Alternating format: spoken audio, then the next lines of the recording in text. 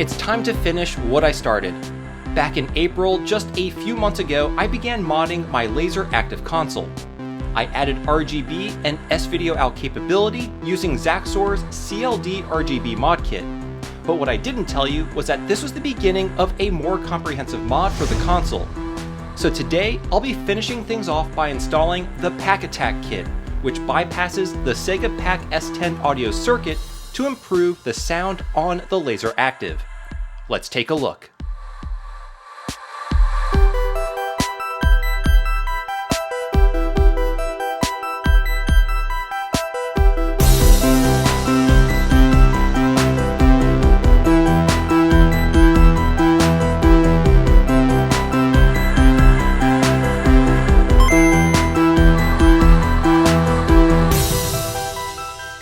Hey everyone, how's it going? My name is Tito, and welcome to another episode of Retro Renew. Today, I'll be installing this tiny PCB in my Sega PAC-S10 module. It's called the PAC Attack, and what it does is bypass the original audio circuitry of the PAC-S10 and alters its frequency response to more closely match that of a Sega Model 1 VA3 system, which arguably has the best sound out of any Sega Genesis revision. You see, later model Sega Genesis consoles altered the components used for the audio circuitry as a cost-saving measure, which altered the sound output, and not necessarily for the best. This was part of the reason why the triple bypass mod was developed for the Genesis Model 2 and some Model 1 revisions, to bring the frequency response for those consoles more in line with the revered VA3 Sega Genesis. Now, that is a very high-level explanation of what the triple bypass does. However, Bob of Retro RGB did a fantastic video that goes over it in much more detail, and I definitely recommend you check that out. Now, one would think that the Sega PAC on the LaserActive would have impeccable sound, since it was marketed as a premium device. The Sega PAC alone had an introductory price of $600 back in 1993. When adjusted for inflation, that would have a value of roughly $1,200 as of the making of this video. Now, of course, you can't do anything with the Sega PAC by itself. You need the LaserActive console to plug it into, and that cost a whopping $970 back in 1993, or just a little over $1,900, which is absolutely insane. So to play Sega Genesis and Sega CD games on this console would have cost you over $3,000 back in 1993. It's no wonder it was a market failure. Anyway, the reason I'm talking about the triple bypass is that the PAC Attack achieves the same goals, from an audio standpoint, while the CLD-RGB mod that I did in my prior video takes care of the video aspect of the triple bypass. So, in summary, the PAC Attack and the CLD-RGB mod is a triple bypass for the LaserActive, which is absolutely awesome. Now, before I go any further, I have to thank Zaxour because he was able to bring this particular Sega PAC back to life. I mean, it was an absolute mess. Traces were eaten away from years of being exposed to leaking capacitors. This PAC actually came with my LaserActive system, and I was convinced it was completely toast. Zaxour said he would take a look at it, and he was actually able to get it working again. He is an absolute wizard when it comes to everything about the LaserActive system. So on top of selling these LaserActive mods, he also offers extensive repair and refurbishing services for the LaserActive system and the associated PACs. If you want these mods, or your LaserActive needs just a little TLC, definitely reach out to Zaxour on Twitter and he'll get you all sorted out. Now, before we do the mod, it's important to set a baseline of the current state of the sound coming from the Sega PAC. Zaxour ran the MD Fourier audio analysis on the Sega PAC before the mod, and the biggest issue is the roll-off here starting at around 6,000 Hz. The idea is to have the frequency response to be as close to the 0 dB line as possible. The closer to 0 dB, the better we are at matching the frequency response of the VA3 Model 1 Sega Genesis, which is the goal. The drop-off is essentially acting as a low-pass filter and blocking lower frequency sounds. The hope is that the PAC Attack will fix this. Alright, so in this video, I'm going to show you the contents of the PAC Attack Kit. Then I'll demonstrate how to install the PAC Attack into the Sega module, go over all of its features, review the pros and cons, and of course provide you with my overall thoughts. So this is a pretty simple kit. It simply comes with this small PCB, which installs very cleanly inside the Sega PAC. The only other thing you'll need are a few strands of wire to make all the necessary connections. And that's everything you need. So now let me show you how to install it. Okay, to install the PAC Attack, we'll need to remove both the small subboard as well as the main board of the Sega PAC-S10 module. So in the back, you can see that we have 5 4.5mm game bits. We need to first remove these 3 holding on the module cover. With the screws removed, we can now carefully slide off the metal cover. Next, we need to remove the 4 JIS screws securing the top subboard.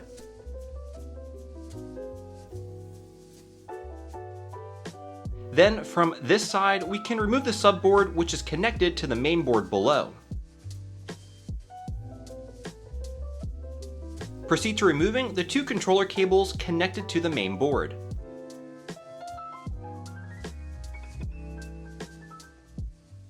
Then unfasten this tie-down screw, as well as the other screw on the opposite side. Moving our attention to the rear of the module, unfasten the 2 remaining game bits.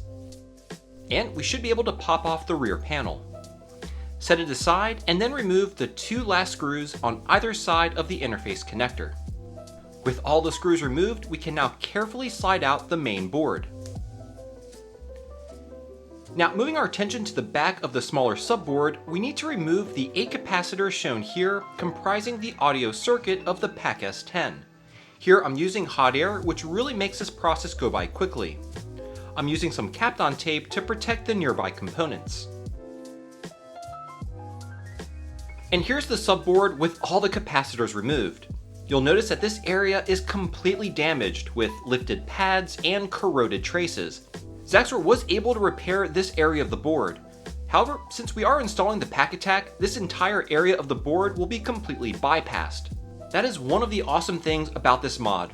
If you have a severely damaged audio circuit like this, the PAC Attack will bypass it, effectively resurrecting the audio circuitry of the Sega module. Anyway, next we need to locate and remove resistor R72. I like to tin each leg with fresh solder and then use a knife edge solder tip to heat both legs at the same time to remove it. I use the same technique on all small surface mounted components. Next, we need to remove resistor R73 using the same method. Then give the area a good clean with some isopropyl alcohol and a Q-tip. Now we need to short the pads of both R72 and R73. I'm using 30 gauge wire for this. And then trim any excess. And this is what R72 and R73 should look like when complete. Next, we need to remove resistor R78 and R100. So let's go ahead and do that.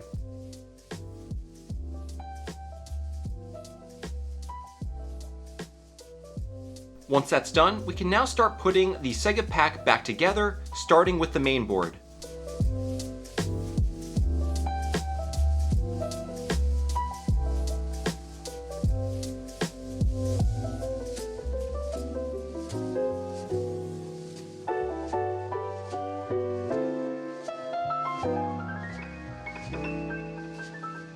Now we need to go ahead and drop in the subboard. We're going to go ahead and fasten all the screws in place as normal, except for one. The screw located here on the right side of the connector pins will be used to also secure our PAC Attack board. I think it's really cool that Zaxour thought of mounting the board using an existing screw. Once that's secure, go ahead and tin all the pads, and then we can begin soldering in the wires. Let's start by wiring in the pad labeled XR. This wire will be connected to this side of resistor R24. Next, let's solder a wire to the pad labeled YR. This goes to the top pad of resistor R78, which we removed earlier. Now let's do YL. This goes to the top pad of resistor R100, again one of the resistors that we removed. Now let's solder the PSG wire. This one goes to the bottom leg of resistor R129. Next up is the last wire in this group of pads, XL. This wire goes to the bottom leg of resistor R130. Now solder a wire to both the 8V and ground pad. I'm actually using a slightly thicker gauge for this, more specifically 28 gauge stranded wire. Now solder the 8V wire to the bottom pad of capacitor C23, and the ground wire to the top pad. Make sure you have these soldered in correctly, you do not want to mix these up. Awesome, we're almost done. Let's solder a wire to the SL pad next. This one goes to the bottom leg of resistor R58. And now the last wire, SR. This goes to the bottom leg of resistor R59. And that's it. The PAC Attack is all wired up, and this is what the final result should look like.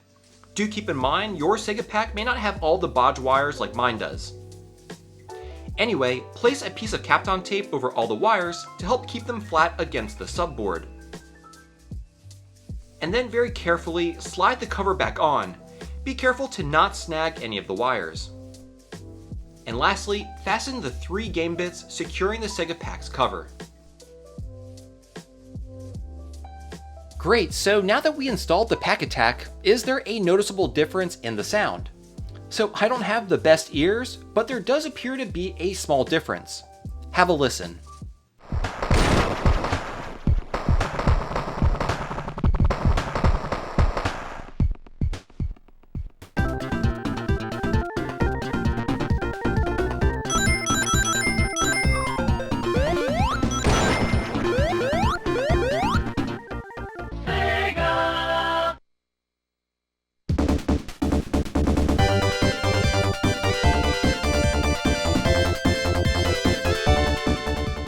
Now, because of YouTube compression, I'm almost certain that any discernible difference is probably not very noticeable in this video. However, Zaxour did a MD Fourier analysis of the Sega PAC after the mod, and we can clearly see the major roll-off at the lower frequencies has been corrected. It's much flatter. If you remember, I showed earlier the stock Sega PAC had a huge roll-off in the lower frequencies, almost as if it had a low-pass filter. However, after installing the PAC Attack, we can see that the roll-off has largely disappeared and the frequency response is much closer to the 0 dB line, which is what we want. Again, the chart is calibrated to our reference VA3 Model 1 Sega Genesis. For the most part, the PAC Attack is keeping the frequency response within plus or minus 3 dB, which is pretty good. Okay, so the mod is certainly doing its job, but now let's get into the pros and cons. Starting with the pros, the first is obviously the improvement in audio, especially at the lower frequencies. While not super noticeable, it's good knowing we're not missing any of those lower frequency sounds. Now I think the biggest pro is actually something you wouldn't expect. As I mentioned earlier in the video, these Sega PACs are extremely prone to damage due to notoriously bad leaky capacitors that Sega used. And the audio circuit is comprised of roughly 8 capacitors in this region of the board. If you ever get a Sega PAC that is damaged, it will likely be in this area here since there's a pretty decent concentration of electrolytic capacitors, and chances are these traces have been damaged. If that's the case, installing the PAC Attack will completely bypass this section of the PCB, meaning you won't need to repair this area of the board. Essentially, the PAC Attack replaces the audio section of the Sega PAC. Now, while this may not totally solve all the audio issues of the game module, there's a good chance that it could. So in other words, this mod could potentially resurrect a PAC-S10 with severe damage, especially if it stems from the audio circuitry. Anyway, the last pro I could think of is how clean this mod installs into the Sega PAC. I think it's awesome that the PAC Attack is mounted using an existing screw. By and large, this mod is completely reversible, and you know I love no-cut mods. This is a consistent theme of all of Zaxour's mods. Even the CLD-RGB mod is a no-cut one. Alright, so those were the pros. But now let's get into the cons. And I would say the biggest con is that this is a fairly advanced mod.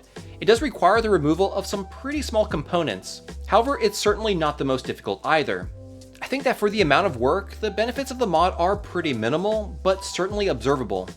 However, if you are repairing a Sega PAC with a damaged audio circuit like mine, this becomes a very valuable and extremely useful mod. So there you have it, the PAC Attack audio mod for the LaserActive system. The completion of my triple bypass of the LaserActive for Sega Genesis and Sega CD games. Well, what do you all think? Are any of you planning to do this mod for your Sega PAC-S10? I'd love to hear your thoughts, so definitely drop me a line down below. And as always, thank you so much for watching, and I'll see you all next Thursday.